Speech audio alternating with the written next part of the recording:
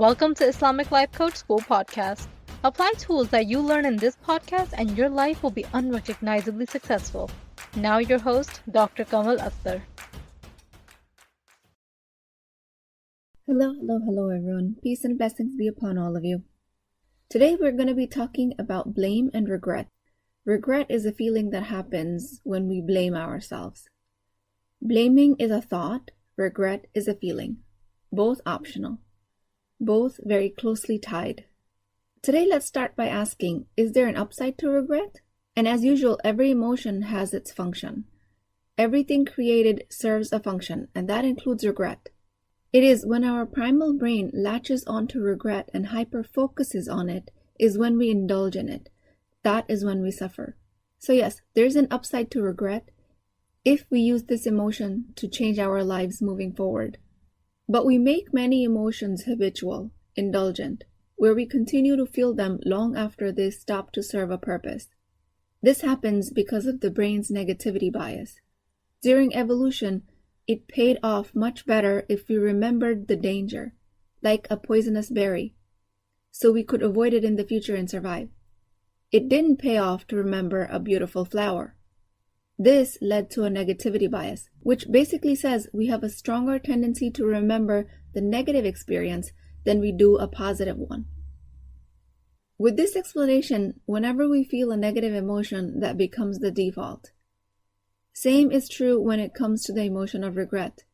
Constantly being regretful or remorseful is nothing but a primal response. And as I've told you many times before, that is the source of the voice of the devil. So today's podcast is an effort to help us deal with this regret. As a reminder, everyone stumbles, everyone makes mistakes. There isn't a human being on the planet who can live a life without regrets. When I was a little girl, and by little I mean old enough to understand right from wrong, I used to take pride in the fact that I don't have any regrets. What I didn't realize is that I had not lived a life long enough. I had not made decisions that were important enough, and I had not taken charge of my life with strong enough conviction.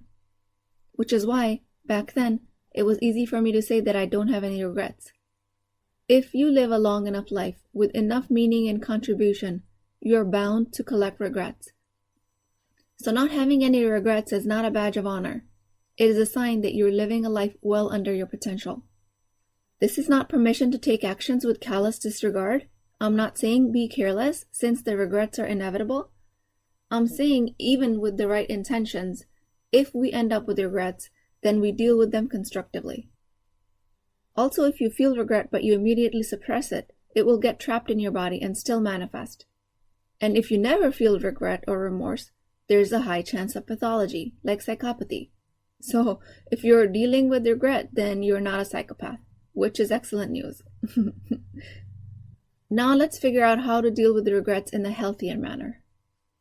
Definition of regret as per Google is to feel sad, repentant, or disappointed over something that has happened or been done, especially a loss or missed opportunity.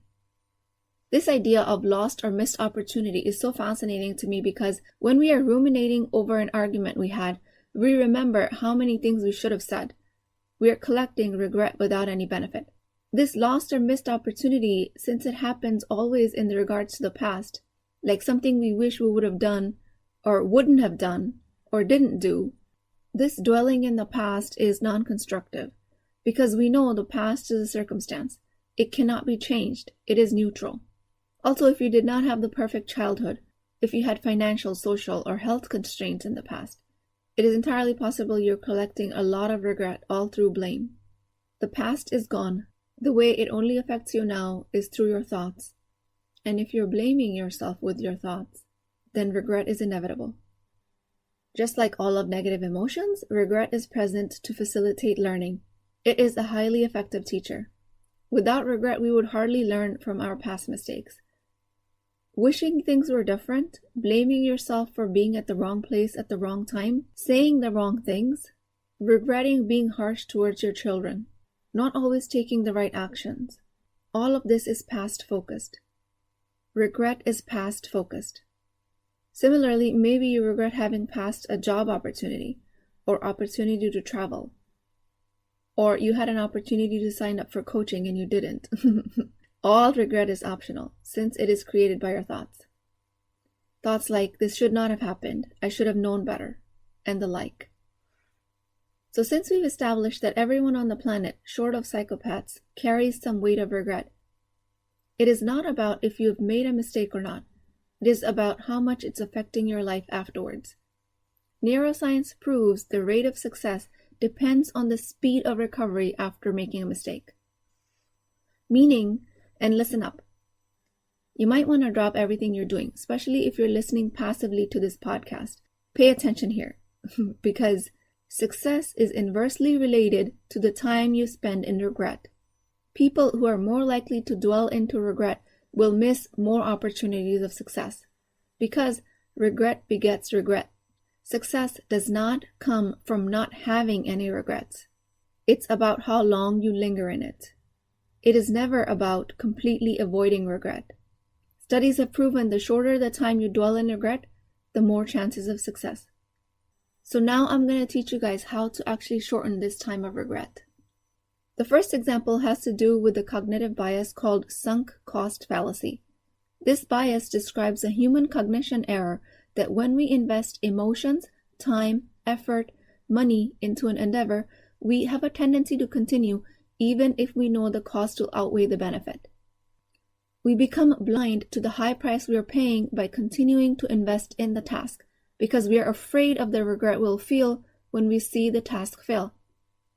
We will blame ourselves for failing, which is what we avoid when we continue with the task. I have explained to you guys in podcast number 46, titled The Best Thing That Can Happen to You, that the best and the worst thing that can happen to you is a feeling. And the feeling of regret is uncomfortable. So subconsciously, human beings go through great lengths to avoid feeling regret, including continuing on a project that has long proven to be fruitless. People would rather continue to invest themselves in a dead-end project, a relationship that is leading nowhere, all just to avoid feeling regret. This cognitive bias is easily dismantled because when you see the cost of your goal is outweighing the benefit, you can just drop the efforts without blame. Blame creates regret, and blame comes from your thoughts, and all thoughts are optional. Lucky you. So in order to stop the futile efforts on a project, all you have to do is choose not to blame yourself, and the regret will drop. And so will the cognitive bias. This will shorten the time you dwell in regret, directly increasing your chances of success, inshallah. Another way we can tackle regret is when it comes to the past. We use regret to blame ourselves for what happened in the past. A lot of times this happens under our conscious awareness, through the effects of trauma. We are carrying blame for things that happened to us as children. So modern psychotherapy defines trauma with a big T trauma, or with the little t. Trauma with a big T is related to natural disasters, rape, war, famine, fire in the house. It has to do with harm to the physical body. Examples of trauma with a little t is like being on the receiving end of parental criticism as a child, or even now in shape of racism, sexism, kinds of microaggression that you deal with at a subconscious level. These might be small insults but accumulate over time and manifest as trauma of the body. Survival mechanism as it relates to trauma in children has to do with accepting blame for whatever is going on. As a child, if you start to believe that people responsible for your survival are wrong, that would definitely mean death. So instead, you start to believe that you are wrong. This blame accumulates regret over time. These tendencies might have served us well when we use them as a defense mechanism in the face of trauma. But right now, as an adult, it does quite the opposite. Another fascinating definition of trauma that I have always adopted as a model of coaching is that it is your point of view. It is your response to the event that creates trauma, so that it lives in your body as your experience. Trauma is nothing external. According to this definition, trauma is anything that overwhelms the ability of the nervous system to cope. So whatever is putting your nervous system into overdrive, that is your trauma. It does not have to fit any classical definition. For example, I know people who've been in major car accidents without any traces of trauma. And I know people who are absolutely devastated with the mere thought of spiders, never actually having encountered a spider because they saw their mother being scared of spiders when they grew up. Just the mere thought of spiders renders them completely non-functional. Again, anything that overwhelms your nervous system's ability to cope. And that is directly related to your experience to the stimulus. Not the car accident, not the spider. So what can you do to shorten the length of dwelling in regret of the past, especially when it comes to trauma? And the answer lies with, where on the spectrum of trauma do you lie? As a busy, high-functioning Muslim mother, most common trauma that I see in my practice is based on demands that a woman places on herself. Now notice how I didn't say that the demands that society places on a woman, because society can continue to demand more and more from you. But which of these demands you accept is entirely up to you. So if you're living a high-pressure life, it is because you're placing these pressures on yourself. And these pressures might have to do with children, house, standard of education, physical beauty. Trauma manifests when we are reaching for perfection in one or more of these areas. Brené Brown says perfectionism is a moving target because we try to appear perfect as per society's definition. And since that definition is not in our control, it is constantly changing, and we can never actually achieve that standard. So self-imposed expectations on a Muslim woman pose as trauma with a little t. The manifestation of this can be panic attacks, restlessness, fatigue, overeating, and related weight gain and the likes. This type of manifestation can actually have physical symptoms, and very commonly, my clients have gone through a slew of medical testing before they come to me. This type of medical testing is warranted, I might add, but usually by the time they see me, they've had all this testing done, but they're no closer to any answers. So on the lighter end of the spectrum, you're living with trauma with a little t. In this case, with some work with introspection and dedication to self-improvement, this trauma can be overcome by coaching, and the regret-blame cycle can be cut short. But at the other extreme of the trauma with a big T, like war, famine, harm to the physical self, it sometimes manifests in such extreme ways that it takes a lot of work. Because this type of trauma severely limits the client's insight into dealing with their own bodies. This might take longer and require more effort, but you can recover. No matter where you lie on the spectrum, you can improve. The hopelessness is self-imposed. According to sciences, there is no actual reason why you cannot recover from trauma. With the right amount of effort and time, you will see the benefit as well. And again, no matter where you lie on the spectrum, nothing has gone wrong here. Nothing ever goes wrong. So just to reiterate, it has been shown that a person that recovers quickest from regret is the person that will be most successful. Everyone lies somewhere on the trauma spectrum. Everyone on the planet makes a mistake, big or small. It is not the fact that people who are handed the perfect cards become successful. It is the fact that they take the least amount of time to recover from a fail. And that is in everyone's control. That skill can be gained regardless of your circumstances. It is not the absence of regret that predicts success. It is the post-regret recovery period. The shorter it is, the higher the chance of success. The quicker you learn from regret, the better off you are. Absence of regret does not predict success. Absence of regret predicts psychopathy. So the quickest way to recover from regret is to remember that it comes from your thoughts, and all of your thoughts are optional. It only lingers because of the sabotaging Shaitan continues to feed us thought that would cause our failure. If you've blamed yourself for what adults in your life did to you when you were a child, remember, self-blame back then helped you survive. It served a very important function. Self-blame now will actually kill you. It is because of this self-blame that we engage in self-harm behavior, like overeating, addictions, and shrinking our lives to such an extent that we all but disappear, all in the name of self-punishment. From my podcast, you know better. It is time to move on. Nothing in your past is irreversible. Plus also knowing that since regret and blame is past focused, remind yourself what was meant to happen did happen. Nothing has gone wrong. Whatever choices you made, you were supposed to make. Whatever you felt or thought, it was supposed to happen exactly like that. Whatever physical features you have were meant to be there. Your past was your life's journey to bring you to this point. This way, at least you take your power back. Now you can use the lesson from regret to create a new future, which is the true value of this emotion. Turn regret into being future focused. Make it your strength. Say to yourself, I'm going to do this so I don't regret not doing it in the future. Will your regret be around not developing your career or not spending enough time with your children or not doing enough remembrance of Allah? You can change the future by learning from those regrets and implementing action steps now. A very common practice that I teach and I use daily myself is that I use the exercise of avoiding deathbed regrets. I transport myself in the future at the time of my death and I ask myself, what is it that I'm most likely to regret at that time? And whatever answer comes up, I plan actions during the day according to that.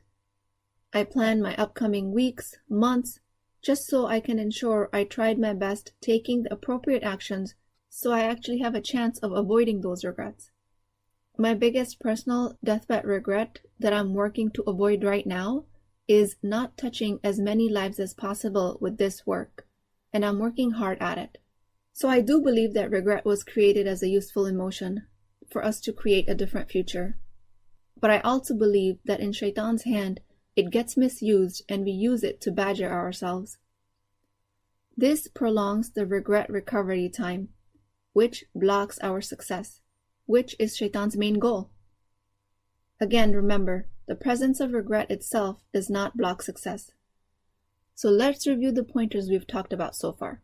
Method 1, anytime you feel regret, investigate with introspection what self-blaming thoughts you're thinking and change that sentence. Method 2, find out where on the trauma spectrum you lie, because at the very extreme of the spectrum, you will not be able to solve regret on your own. You will need professional help. On the lower end of the spectrum, you can learn self-coaching to deal with the blame of the trauma.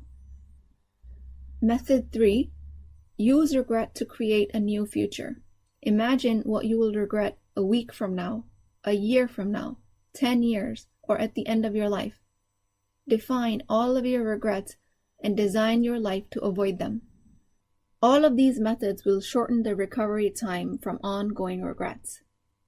I do have a workbook for you guys that you can use as an introspection exercise and reveal what regrets you're carrying. It is the self-coaching method that I teach, and you can get that workbook at www.islamiclifecoachschool.com/free. I will leave the link in the show notes. With that, I pray to Allah subhanahu wa ta'ala to guide us on the straight path, to make us a nation who don't dwell in regret, but rather learn from it. I ask Allah subhanahu wa ta'ala to forgive all of our past mistakes, as He is the only one who can forgive us. Please, O Allah, grant us the wisdom to learn from our regrets, and so that we don't use it to be in your disobedience. I pray to Allah that we don't dwell in blame and regret like an addiction, and learn it for useful behaviors without being in disobedience of Allah. Please keep me in your du'as. I will talk to you guys next time. If you're interested in getting coached by me, I'm offering a very affordable opportunity to do that with Wisdom Wednesdays. This is not a course, not a lecture. This is an opportunity for live coaching, real change with Islamic adab and etiquette. You do not need more information. You actually need a space to create change. At $19.99 a month, which is the price of takeout dinner, you as a Muslim woman will create confidence, intimacy, and connection without shame or fear of judgment, because your privacy is my highest priority. So join at www.islamiclifecoachschool.com, resources, Wisdom Wednesdays. I'll see you inside, inshallah.